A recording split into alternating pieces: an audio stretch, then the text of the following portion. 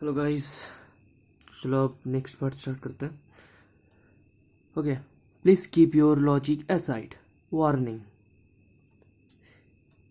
The first to be put to the test was Galilean principle of relativity. अभी हम लोग आते हैं प्रिंसिपल ऑफ रिलेटिविटी जो गैलीलियो ने प्रपोज किया था, उसको टेस्ट करते हैं कितना हद तक ट्रू है.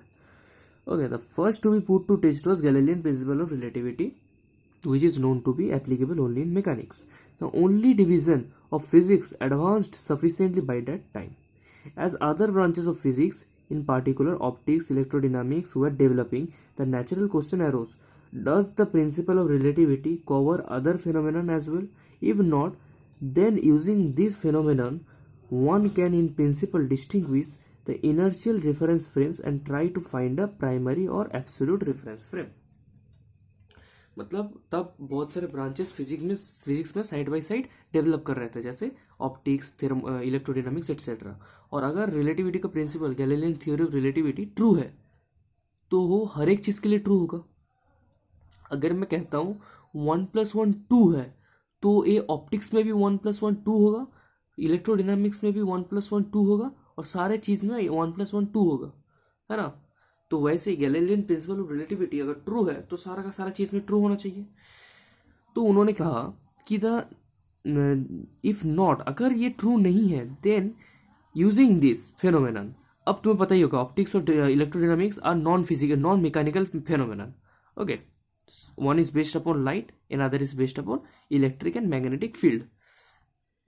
If not, then using this phenomenon one can in principle distinguish inertial frames and try to find a primary or absolute reference frame. यानी कि एक्चुअली मैं इसका हिस्ट्री बता दूँ थोड़ा. हमें ना उस टाइम एक बहुत, मतलब साइंटिस्ट को एक बहुत चीज़ का खोज था कि एक यूनिवर्स में कुछ तो होगा जो एब्सोल्यूट है, कुछ तो होगा जिसके रेफरेंस में मैं सारा चीज़ को बोल सकता हूँ. जैसे हम लोग अभी अर्थ पे है तो अर्थ के रेफरेंस में हम सारी चीज़ को बोल देते हैं. जैसे अर्थ के रेफरेंस में मैं बोलता हूँ कि मेरा गाड़ी का स्पीड 90 किलोमीटर पर आवर है और तेरा गाड़ी का स्पीड 100 किलोमीटर पर आवर है. लेकिन क्या हो, मैं जब अर्थ के बाहर का बात करूँ, मैं मार्स की बात करूँ, जुपिटर की बात करूँ, तब क्या होगा? मुझे एक एब्सोल्यूट रेफरेंस फ्रेम चाहिए. So that was a great search about the absolute reference frame. So उसका ढूंढने का एक तरीका निकाला गया कि मान लो गैलीलियन थ्योरी ऑफ रिलेटिविटी जो मैकेनिक्स में बहुत एफिशिएंट है, वो तो ऑप्टिक्स और थर्मोडायनामिक्स में, सॉरी ऑप्टिक्स और इलेक्ट्रोडायनामिक्स में ट्रू नहीं है. ओके, तो इसकी हेल्प से मैं इनर्शियल फ्रेम को डिफरेंस कर सकता हूँ, है ना. अगर ऑप्टिक्स में ट्रू नहीं है तो वो लॉ लगाएंगे और देख लेंगे हम लोग कि ऑप्टिक्स में ये कहाँ तक क्या क्या वैलिड होता है और नहीं होता है, सारा चीज़ हम लोग निकाल पाएंगे. तो फिर मुझे एक रेफरेंस फ्रेम और दूसरा रेफरेंस फ्रेम के बीच डिफरेंस पता चल जाएगा ना. समझ रहे हो क्या बता रहा हूँ मैं? What I am saying is, see, अगर मान लो एक रेफरेंस फ्रेम है और ये दूसरा रेफरेंस फ्रेम है. ओके, अब मैंने एक मिरर का एक्सपेरिमेंट इधर किया और मुझे एक सर्टेन रिजल्ट मिला. और ये जो रेफरेंस फ्रेम है ये मान लो v स्पीड से मूव कर रहा था और सेम एक्सपेरिमेंट मैंने इधर किया तो इधर कुछ और रिजल्ट मिला. मान लो इधर रिजल्ट मेरा कि जो इमेज बन रहा है वो at a distance of 10 centimetre from object, और इस पे इमेज मिला कि 15 सेंटीमीटर फ्रॉम ऑब्जेक्ट. तो यहाँ से मैं बोल सकता हूँ कि ये रेफरेंस फ्रेम इस रेफरेंस फ्रेम से डिफर करता है. और वो डिफरेंस कैसे निकालोगे? एक सिंपली एक एक्सपेरिमेंट कर दो मिरर का जिसपे 10 सेंटीमीटर होगा वो ए रेफरेंस फ्रेम है, और जिसपे 15 सेंटीमीटर होगा वो बी रेफरेंस फ्रेम है. तो ऐसे करके तो मैं बता दूंगा रेफरेंस फ्रेम के बीच में डिफरेंस. लेकिन ये चीज़ तो अगेंस्ट द लॉ है. हम लॉ में पढ़ चुके हैं, गैलीलियन लॉ में, कि you can not differentiate between two inertial reference frames. तो ये तो इधर गलत प्रूव हो जाएगा ना.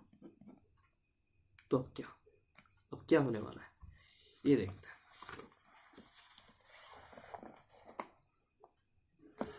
One of such phenomena that was expected to occur differently in different states is the propagation of light. Okay. In accordance with the predominant wave theory of that time, waves of light must propagate with a certain velocity relative to a certain hypothetical medium, luminiferous ether, whose nature, however, was debated among scientists. Still, whatever the nature of that medium, it surely cannot rest in all inertial reference frame at once. This was very good thing means अभी हम लोग actually relativity में आ रहे हैं धीरे धीरे. Let's read it once. One of such phenomena that was expected to occur was propagation of light में difference. Light का प्रोपागेशन में हमें ऐसा लगा कि लाइट का प्रोपागेशन एक अच्छा चीज हो सकता है दो रेफरेंस फ्रेम को अलग दिखाने के लिए.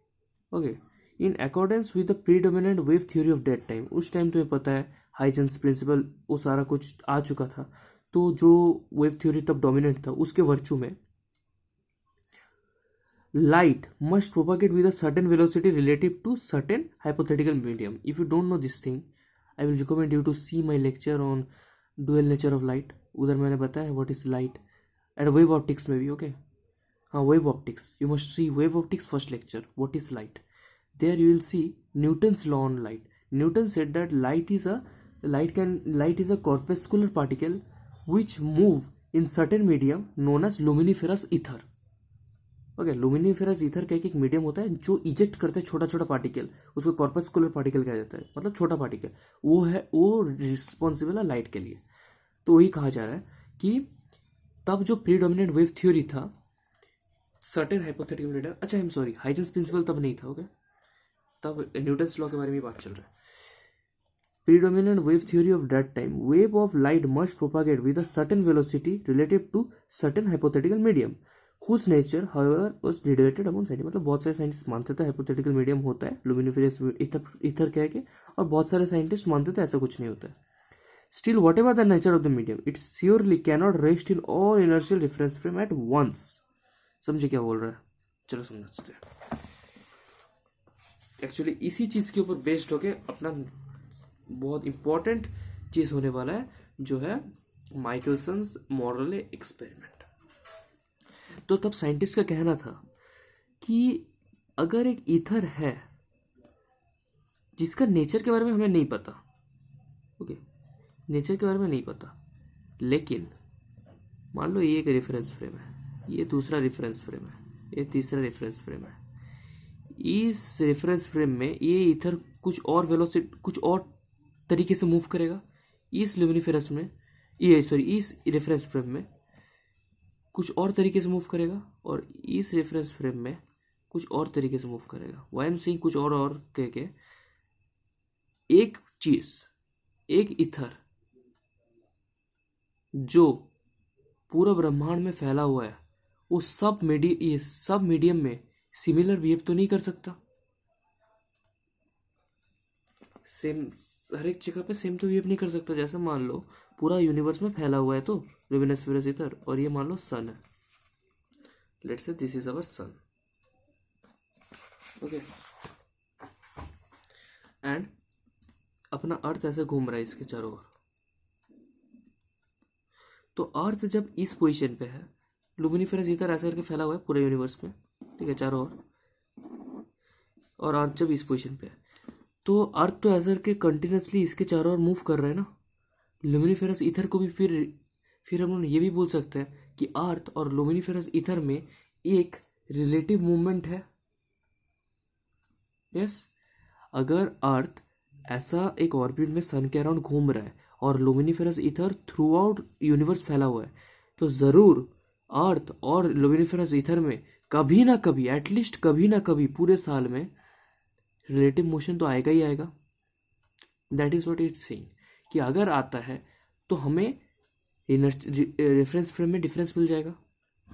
मान लो अर्थ जब इधर था, इधर इसको मैं ए नाम देता हूँ, इसको बी नाम देता हूँ, इधर सी नाम देता हूँ.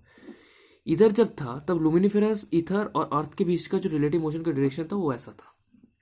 जब इधर आया तब ऐसा हुआ, और जब इधर आया तब ऐसा हुआ. तो मैं ये तीनों का तीनों रेफरेंस फ्रेम को अलग प्रूफ कर सकता हूँ. कैसे प्रूफ करूंगा? मैं कहूंगा कि इधर जब ये रेफरेंस फ्रेम में है तब लाइट का मोशन कुछ और है, क्योंकि देखो लुमिनोस्फेरस ईथर और अर्थ में अगर रिलेटिव मोशन में अलग आ गया, अगर रिलेटिवली उनका मोशन अलग है, तो फिर लाइट जो क्रिएट करते हैं लुमिनिफेरस ईथर उसमें भी अलग जरूर आएगा ना। जो सोर्स है उसके साथ अगर मेरा टकराव है, उसके साथ अगर मेरा लड़ाई है, तो सोर्स का जो क्रिएशन है उसके साथ में तो झमेला होगा ना, सिंपल बात। तो ये ये इनर्शियल रेफरेंस फ्रेम, ये इनर्शियल रेफरेंस फ्रेम और ये इनर्शियल रेफरेंस फ्रेम, तीनों के तीनों में मुझे डिफरेंस मिल जाएगा। अच्छा मैं इनर्शियल अगर ना भी कहूँ ना, बहुत जन कंफ्यूज हो जाओगे कि हाँ सर ये तो एक्सेलरेट कर रहा है तो इनर्शियल क्यों बोल रहे, भूल जाओ इनर्शियल को। ये रिफरेंस फ्रेम, ये रिफरेंस फ्रेम और ये रिफरेंस फ्रेम, इनमें अलग आ जाएगा ना। मैं कहूँगा इधर जब है तब लाइट का speed 3 into 10 to the power 8 metre पर सेकेंड होता है, और जब इधर होता है तब 2 लाख किलोमीटर पर सेकेंड है, और जब इधर होता है तब 4 लाख किलोमीटर पर सेकेंड होता है। मतलब ऐसे करके मैं बता सकता हूँ कुछ ना कुछ, तो मुझे डिफरेंस मिल जाएगा रेफरेंस फ्रेम्स में। But it's again against that loss. Okay. Consequently, one can distinguish one inertial क्या है? Consequently, one can distinguish one inertial frame, the absolute frame, which is stationary with respect to the luminiferous ether. जो हम कहे अभी, ठीक है, मतलब एक फ्रेम मिल जाएगा जो उससे उसके रेस्पेक्ट में स्थिर है, लुमिनिफेरस ईथर के रेस्पेक्ट में स्थिर है, तो हम उस फ्रेम को मान लेंगे the absolute frame. It was supposed that in that reference frame light propagates with the equal velocity c in all direction. हम मानेंगे उस रेफरेंस फ्रेम में c वेलोसिटी में मूव करता है और बाकी सब में अलग वेलोसिटी में। If a certain inertial reference frame moves with velocity v relative to ether, okay, inertial reference frame अगर v वेलोसिटी रिलेटिव मूव करता है, जैसे हम कहे कि अर्थ का हर एक पोजीशन पे कभी ना कभी तो ऐसा जरूर होना चाहिए कि अर्थ का और लुमिनिफेरस ईथर का बीच एक रिलेटिव मोशन आ जाए, और मान लो रिलेटिव मोशन का वेलोसिटी v है, तो उस केस में वेलोसिटी ऑफ लाइट को हम c डैश मानेंगे जो कुछ अलग होगा, और c डैश का वैल्यू c माइनस v होगा। Okay, the velocity of light in that reference frame must obey the conventional law of velocity composition, that is c dash equal to c minus v। This assumption was tested experimentally by Michelson together with Morley. Now Michelson आता है यही चीज को experimentally proof करने के लिए कि हाँ कि c जो वेलोसिटी ऑफ लाइट है ये वैरी करता है, और जो वेलोसिटी है लाइट का और एक यूनिवर्स में एक एब्सोल्यूट रेफरेंस फ्रेम जरूर एग्जिस्ट करता है, एक ऐसा रेफरेंस फ्रेम जो लुमिनिफेरस ईथर के साथ रेस्ट पे हो।